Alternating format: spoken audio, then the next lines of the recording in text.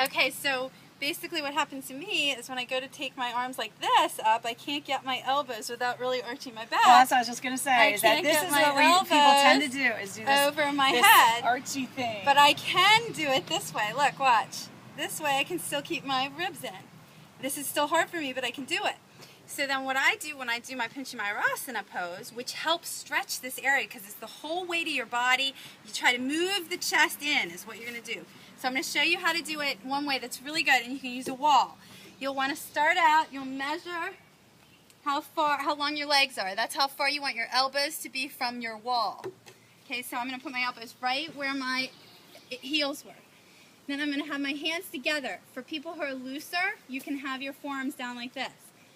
And then I'm going to come up into the pose.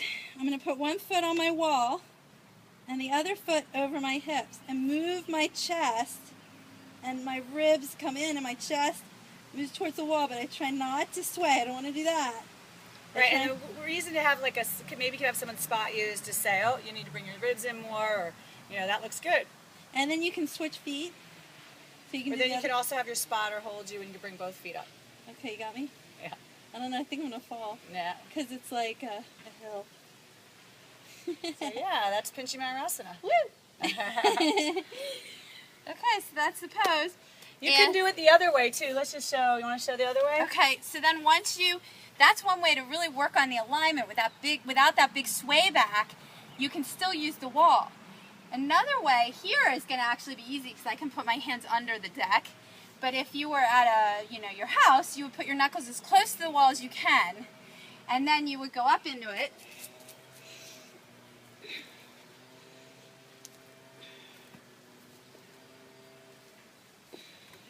And then move your chest in and try not to sway your back. Right. Okay. And then you can, the thing I like to do is slide your heels up the wall a little bit, get more length, right? Press with your forearms, and then you can work on getting your feet off the wall. Yep, pull those ribs in. No sway back. Right? Don't let your bottom hang. But yeah, and you know what Erin's doing is she's doing this with the head down. You could also do it just on forearms, especially if you have a wall. You just work on. Yeah, I didn't have my head on the floor actually. Yeah. Might have looked head like, down, head yeah, down. but my head wasn't on the floor. So just people ask that all the time. Yeah.